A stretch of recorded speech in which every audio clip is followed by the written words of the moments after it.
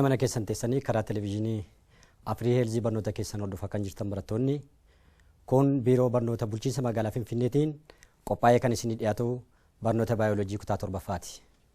Qopheessaan barsiisaa Alamaayyoo Geetahuun. Sagantaa 5ffaa mata dureen maloota ittisa waraanaa to'achuuf gargaaran. Akkam jirtu barattoota? Barnoota keenya yeroo darbee yookiin sagantaa 4ffaa keessatti boqonnaa 5 jalqabnee turre. Boqonnaan 5 mata duree bineeldota jedhu ture. Bineeldonni haala madaqinsa isaaniitiin bineensotaatiif beelladoota jedhamanii bakka lamatti akka qoodaman.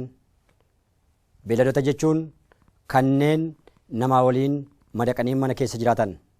Bineensota kan jennu immoo kanneen diida yookaan bakkee jiraatan jenneerra. Karaa biraatiin bineeldonni lafee dugdaa qabaachuudhaaf lafee dugdaa dhabuu isaaniitiin bakka gurguddaa lamatti hirraa jenne. Bineeldonni lafee dugdaa qabanii lafee dugdaa qabu, nootokordii qabu, hammaan gurguddoodha jenne. Bineeldonni lafee dugdaa hin qabne immoo nootokordii hin qabanii, hammaan xixiqqoodha, eegee munneen boodaa hin qabanii jenne guyyaa darbe sanaa jechuudha. Egaan barattootaa guyyaa har'aa immoo maal ilaallaa? Maloota ittisa waraanaa to'achuuf gargaaran maal fa'i? Akkuma beekamu ittisni waraanaa ilbiisota dinagdee irratti miidhaa geessisanidha jenneerra. Ittisni waraanaa baattuu maxxantuu tiripaanasoomaati jenne. Maxxantuun tiripaanasoomaa namaaf dhibee muksistuu yookiin sleeping sickness jedhamutu geessisa jenne. Beelladota irratti immoo dhibee gandii geessisaa jenne. Kanaaf ittisa waraanaa kana to'achuudhaaf maloonni nuti itti gargaaramnu maali? Jalqaba irratti qarqara lagaa fi harootii mukkeen xixiqqoodhaa fi marga dhabamsiisutu nurra jiraata. Ittisni waraanaa qarqara lagaa marga argaman mukkeen xixiqqoo argaman irratti qubachuudhaan jiraatu. Kanaaf bakka sana akka isaan hin jiraanneef margaaf mukkeen xixiqqoo ittisni waraanaa irra jiraatan balleessuutu nurra jiraata. Qoricha farra ilbiisotaa biifuudhaan ittisa waraanaa to'achuun ni danda'ama. Keemikaalonni farra ilbiisotaa to'achuuf gargaaranii warra akka aseetokiloriinii fi deeltaameetiriinii gargaaramne ittisa waraanaa kana to'achuun ni danda'ama. Inni biraan farra ilbiisotaa ittisa waraanaa ofirraa ittisuuf yookaan ittisuu danda'anii loon dibuudha. Kun immoo maali? Keemikaalonni ittisa waraanaa ofirraa ittisuu gargaaranii yookiin danda'an dugda loonii irratti dibuudhaan gadi lakkisna loon. Yeroo kana ittisni waraanaa kun dugda loonii irratti qubachuu yookiin taa'uu hin danda'u. Kanaaf farra ilbiisa ittisa waraanaa ofirraa ittisuu danda'u loon dibuudha. Inni biroon yoo hin danda'amu yoo ta'e mala haarawaa saayinsii fi teekinooloojiin yeroo ammaa hojiirra oolee jiru kormatti ittisa waraanaa maseensuudhaan gad lakkisuudha. Yoo kana goone ittisa waraanaa dinagdee irratti miidhaa geessisuu to'achuun ni danda'ama. Inni biraan ilbiisota dinagdee irratti miidhaa geessisanii raammoo geerii yookiin aarmii woormi jennee kan waamnudha. Raammoon geerii yookiin aarmii woormiin gurmuun ta'anii marga karaa darban mararraa yookiin karaa darban hundarraa dirreerraa fixaa warra deemanidha. Jiisaan raammoo geerii gosa raammoo miti. Gosa raammoo akka hin taane kan taasise maa inni jiisaan isaanii rifeensa caasaa qoree yookiin qoraattii fakkaatu ofirraa qaba. Kanaaf raammoo kanneen biroo wajjin waliin fakkaatu. Jiisaan isaanii jechuudha. Amaloonni raammoon geerii qabu maanyi? Raammoon geerii ilbiisota kanneen biroorraa yookiin raammoo biroorraa adda kan isa taasisu maali? Ayyaama guddaa fi jabaa baala kutuu fi alanfachuuf gargaaru qaba. Ayyaama jabaa qaba. Ayyaami jabaa inni qabu kun immoo akkasumas guddaa inni qabu kun baala kutuudhaaf alanfachuuf gargaara. Fedhii nyaataa guddaa qaba. Oomisha qonnaa midhaanii irratti balaa yookiin miidhaa guddaa geessisa. Ga'eessi billaachaa fi geerii baay'een isaanii nadhii daraaraa sooratu. Ga'eessi raammoo geerii akkasumas ga'eessi billaachaa maal sooratu? Nadhii daraaraa soorachuudhaan kan isaan jiraatan. Jiisaan isaanii kutaa afaanii ciniinuu qaba. Kanaaf ga'eessi immoo kutaa afaanii xuuxuu danda'u qaba jechuudha. Kanaaf fakkiidhaan yoo ilaallu kun ga'eessa raammoo geerii yoo ta'e gara kanatti kan isin agartan kun jiisaa raammoo geeriiti. Jiisaan raammoo geerii inni kun caasaa qoree fakkaatu kan jenne sana kan ofirraa qabu yoo ta'u inni kunis jiisaadhuma raammoo geeriiti jechuudha. Kun qaama isaarra rifeensa qoraattii yookiin qoree fakkaatu jennu sana kan qabudha. Kun immoo rifeensa kan haguugameedha jechuudha. Kanaaf kun ga'eessa isaati. Isaan kun immoo jiisaa raammoo geeriiti jechuudha. Maloota aadaa raammoo geerii to'achuuf gargaaran maal fa'i? Akka aadaatti raammoo geerii to'achuun ni danda'ama. Akka aadaatti raammoo geerii maal gochuun ni danda'ama? To'achuun ni danda'ama. Tokkoffaa irratti kiyyoo raammoo geerii fayyadamuu qabna. Kiyyoo yookiin neetii raammoo geerii qabuu danda'u fayyadamuudhaan mala aadaatiin raammoo geerii to'achuun ni danda'ama. Damee mukaa raammoon geerii irra qubatan kutuudha. Bakka raammoon geerii irra qubatee jiru barbaanne damee mukaa inni irra qubatee jiru barbaanneetu maal gochuu qabna? Kutuutu irra jiraata. Mala aadaatiin kun jechuudha. Iddoo weerara isaanii irra beelladoota asiif achi oofuu qabna. Bakka weerarri isaanii jabaa ta'e yookiin hamaa ta'e akkasumas asirratti wanti beekamuu qabu bal'inni raammoon geerii kun hektaaraan irra qubatee jiru kun murteessaadha. Hektaara baay'ee irratti hin danda'amu kun. Kanaaf hektaarri isaa xiqqoo kan ta'e yookiin muraasa kan ta'e irra loon asiif achi oofuudhaan raammoo geerii kana balleessuu hin danda'ama. Horii irraa achi oofna. Saawwan kottee duudaa jiranii irraa asiif achi oofneeti balleessuun ni danda'ama jechuudha. Raammoo geerii yookiin jiisaa isaa. Muka qoree qabu irra harkisuudha. Muka qoree qabu gaafa jennu qoraattiitu raammoo geerii kanarra yeroo nuti harkifnu qoraattii sanaan wawwaraanamuudhaan raammoon geerii kun akka isaan du'an yookiin akka isaan badan gochuun ni danda'ama. Inni birooni ulee fi damee mukaatiin reebuudha. Bakka isaan jiranitti jiisaa raammoo geerii kana uleedhaan yookiin damee mukaadhaan reebuudhaan yookiin rukutuudhaan ajjeesuu yookiin balleessuun ni danda'ama jechuudha. Malli aadaa kan biraan raammoo geerii to'achuuf gargaaru maali? Jiisaa isaanii harkaan funaanuu. Jiisaa isaanii harkaan funaanuudhaan dhabamsiisuun ni danda'ama. Danda'ama taanaan bakka jiisaan raammoo geerii jiru lukkuuwwan geessuudhaan yookiin immoo lukkuu naannoo isaatti geessuudhaan lukkuudhaan akka isaan funaanaman gochuudhaan karaa aadaatiin raammoo geerii yookiin jiisaa raammoo geerii ittisuu yookiin to'achuun ni danda'ama. Egaan barattootaa mata dureen biroon ammallee ilbiisota dinagdee irratti miidhaa geessisanii inni biraan eenyu urtuu jirma boqqollooti. Akkuma maqaan isaa ibsu urtuu jirma boqqolloo jennee kan waamnu kun ilbiisa boqqolloo irratti miidhaa yookiin balaa geessisuu jechuudha kun. Boqqolloo irraan miidhaa yookiin balaa geessisuu kan danda'u kanaan maal jennaani urtuu jirma boqqolloo jenneetu waamna. Ga'eessi isaanii daalacha magaala bal'inni koochoo isaanii miilimeetiraan jechuudha. 35 hanga 40dha. Urtuu jirma boqqolloo jennee kan waamnu kun bifa isaanii gaafa laallu daalacha magaalaa bal'ina koochoo isaanii immoo gaafa laallu miilimeetiraan 35 hanga 40dha jechuudha. Jiisaan isaanii marga, misingaaraa fi shonkoraa nyaatu. Hanqaaquu jirmarraa gara oliitti baala jalatti buufti. Dhaltoon ishee jechuudha. Guyyoota 10 booda jiisaan hanqaaquu keessaa ba'a. Jiisaan kun immoo maal jedhama? Kaaterpilaarii jedhamaa jenne. Barnoota keenya sagantaa arfafaa keessatti baranne keessatti jiisaan ilbiisotaa maal jedhama jenne? Kaaterpilaarii jedhama jenneerra. Kanaaf kaaterpilaariin kun yookiin jiisaan kun qaawwaa biqiltuu keessaa socho'uudhaan baala nyaachuudhaan kan inni jiraatu. Kaatarpiilaariin yookiin jiisaan urtuu jirma boqqolloo kun osoo holqa keessatti gara puuppaatti hin geeddaramin holqa keessatti otoo gara puuppaatti hin geeddaramin uraa jirmaa qopheessa. Uraa jirmaa inni qopheessu kun maa inni puuppaan gara ga'eessaatti gaafa geeddaramu ga'eessi karaa uraa kanaa jirma boqqolloo keessaa gara alaatti ba'a jechuudha. Kanaaf dhumarratti ga'eessi uraa kanatti fayyadamuudhaan ba'a.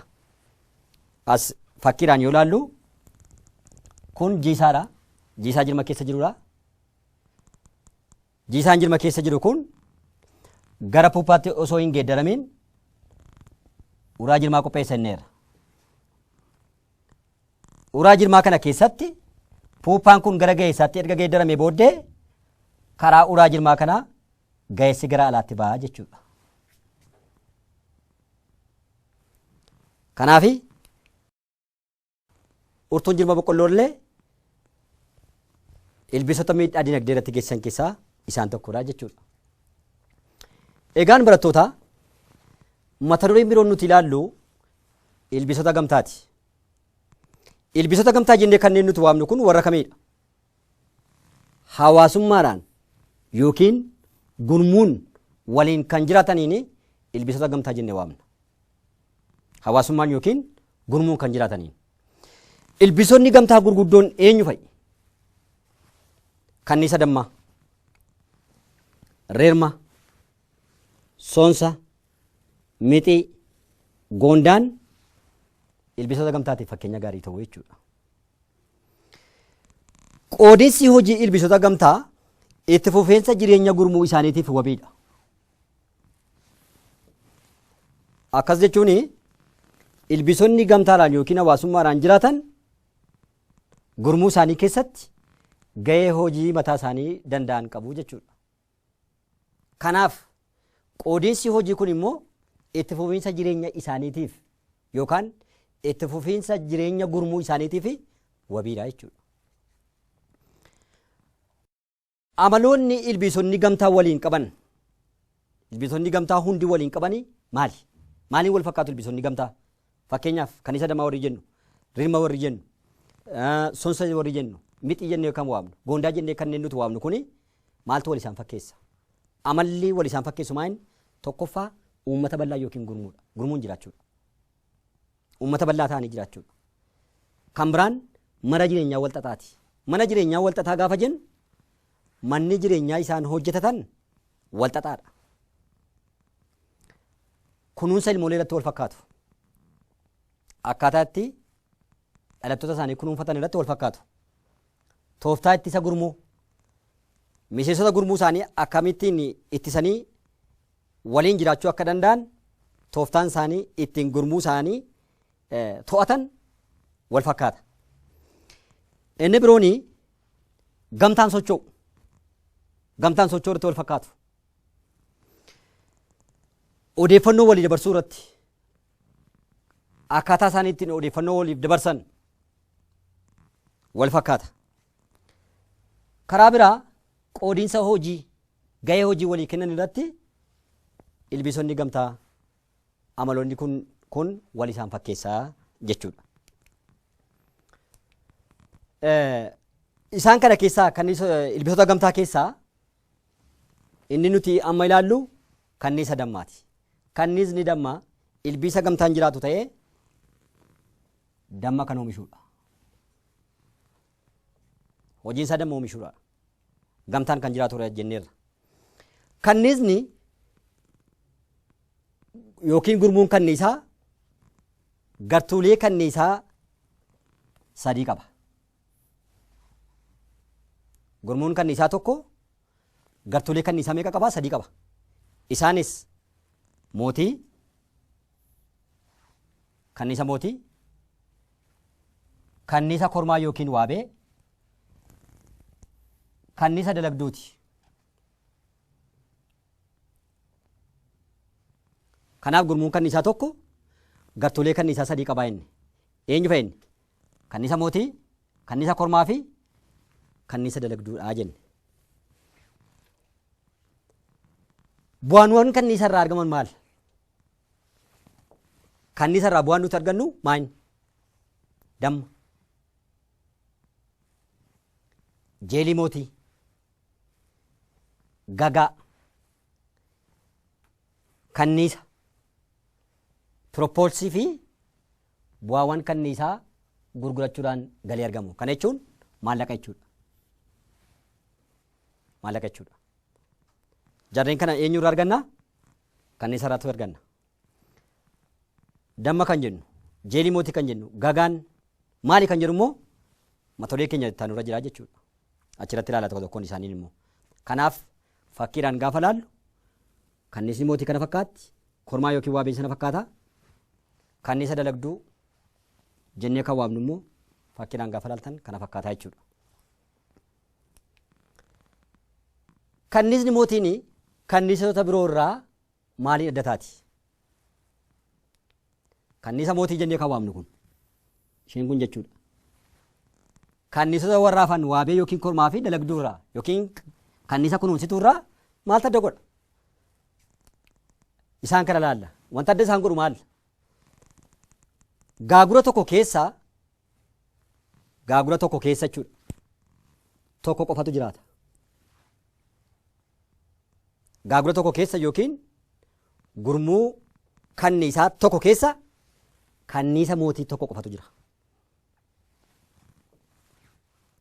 Inni kan biraan kanniisni mootiin oovaarota dagaagee qabaachuudha. Oovaarii dagaagee gaafa jennu oovaarii wal hormaataadhaaf gahaa ta'e yookiin bilchaataa ta'e qabdii jechuudha kanniisni mootiin.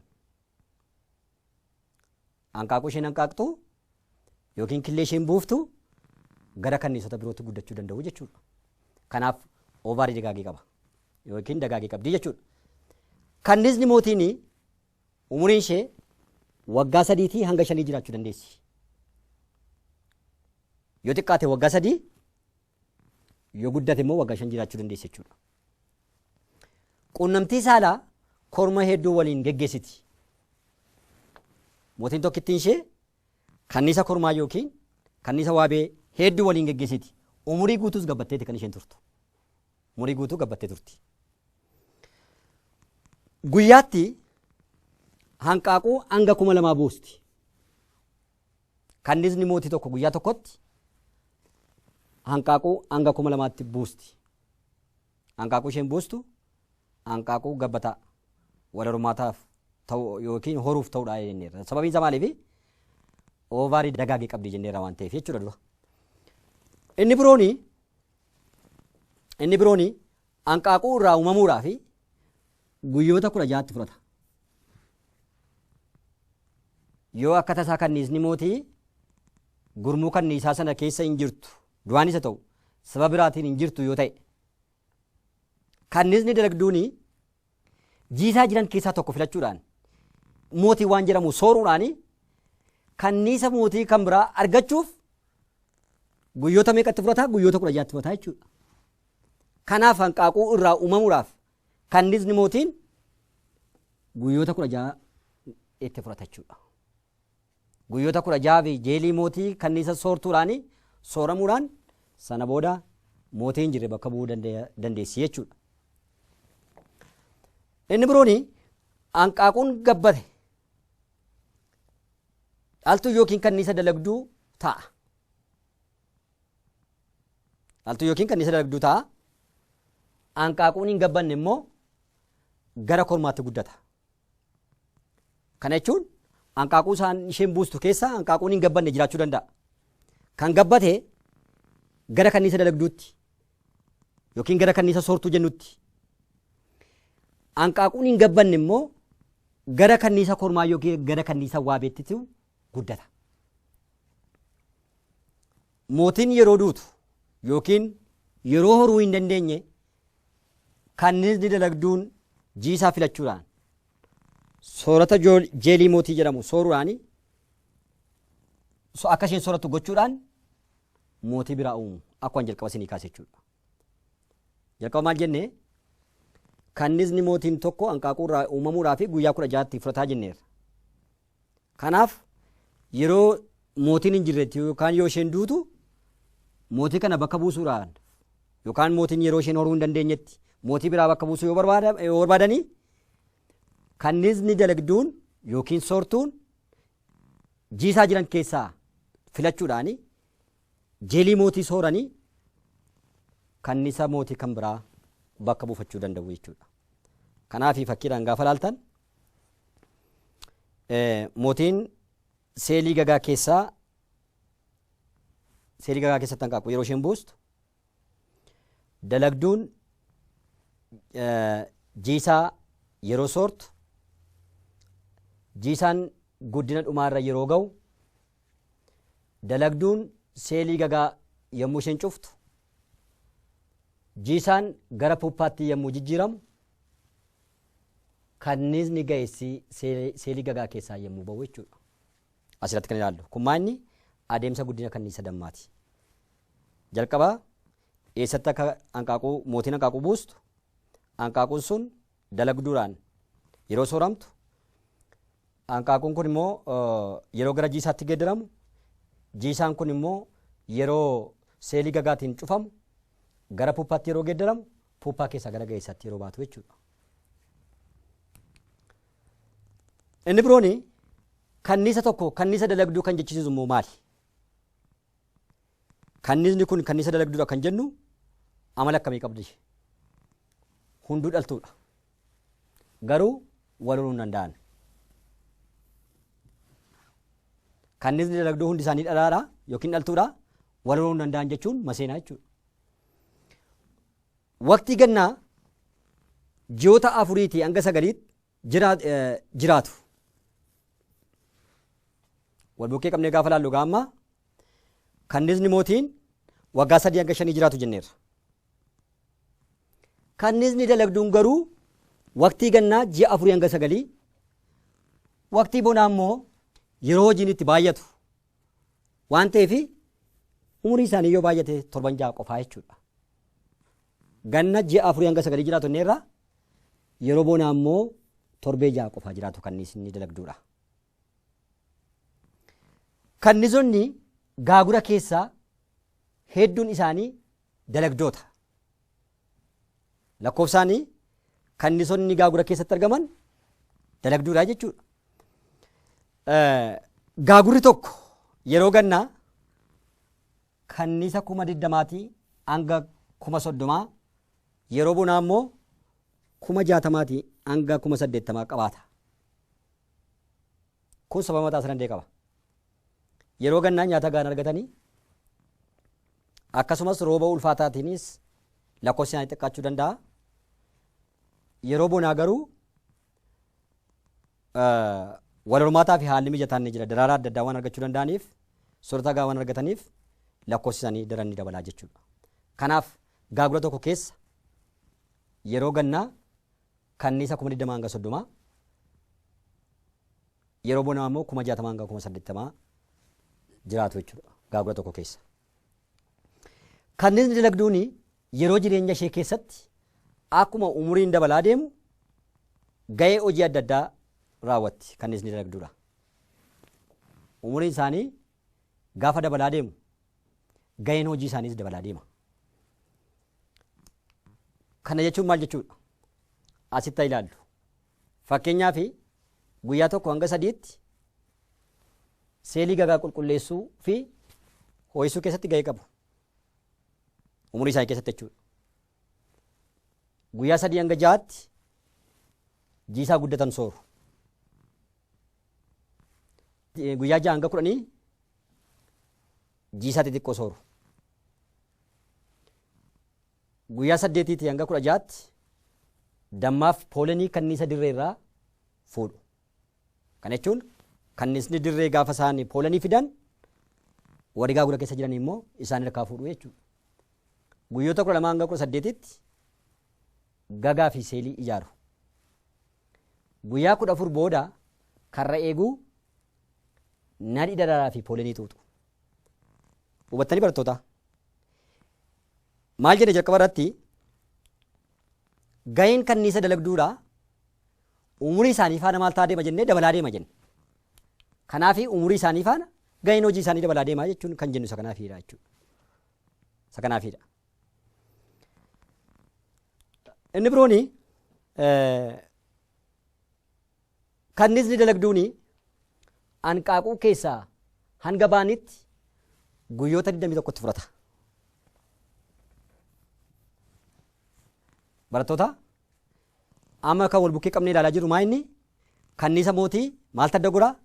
Kannisa dalagduu yookiin kannisa dhaltuu kan ammoo kannisa biroodhaa maal tadda godhaa kan ilaalaa jirru. Kanaafi kannisni dalagduun hanqaaquu keessaa bahuudhaaf guyyaa 21tti fudhataa inni. Kannisni mootii immoo hanqaaquu keessaa bahuudhaaf guyyaa meeqatti fudhata inni? Guyyaa 16tti fudhataa jinne. Garaagarummaan isaanii tokko asirratti. Inni birooni kannisni dalagduu caasaa ittiin hiddanii fiixeen qaratee qabu. Kannisni dalagduu maal gochuu danda'u jechuudha? Hidduu danda'u. Caasaa ittiin hiddan qabu waan ta'eef. Yeroo hidditu battalumatti sababa duutuu fi umurii ishee keessatti yeroo tokko qofa kannisa kan isheen hidditu. Umurii ishee keessatti kannisni kan isheen hidditu yeroo tokkittidha. Akkuma hidditeen immoo maal taati? Ni duuti waan ta'eef jechuudha.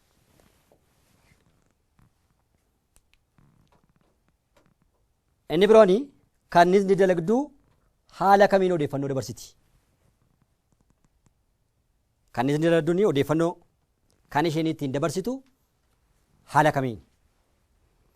Iddoo maddi soorataa gahaan jiru yeroo deebitu. Poolanii gaa xuuxxee yookiin funaantee gaafa deebitu kannisni kannisa dalagduu kanneen birootti himuudhaaf yookiin odeeffannoo dabarsuu yoo barbaadde sochii daansii raawwatti. Sochii daansii raawwachuudhaan yookiin geggeessuudhaan odeeffannoo kanniisota birootiif dabarsitii jechuudha. Amallii fi dalagaan kannisa kormaa immoo maali? Kannisa mootii ilaalleerraa, kannisa dhaltuu yookiin dalagduu ilaalleerraa, akkasumas amalli kannisa kormaa immoo maali? Maal adda godha? Kannisa kormaa kanniisota kanneen biroorraa kan adda godhu maali? Mootii waliin quunnamtii saalaa geggeessuudha. Yeroo bonaa mootii duraan quunnamtii hin geggeessine waliin quunnamtii gochuudhaaf qophaa'aa ta'aniitu kan isaan turan. Karaa biraa kormaan quunnamtii erga geggeessee booda ni du'a. Hubadhaa barattoota. Maal jenne jalqaba? Kannisni dhaltuun al tokko yoo hiddite ni duuti. Lamata hidduu hin dandeessu jenneerra. Kannisni kormaa garuu quunnamtii saalaa al tokko yoo geggeesse inni immoo maal ta'a inni? Sana booda ni du'aa jenne. Garaagarummaan isaanii asirratti tokko. Inni biraani gaagura tokko keessa kannisa kormaa 300 hanga 3,000 qofaatu jiraatu. Kormaan caasaa ittiin hidduu hin qabu jechuudha. Kanatti adda isaan godha.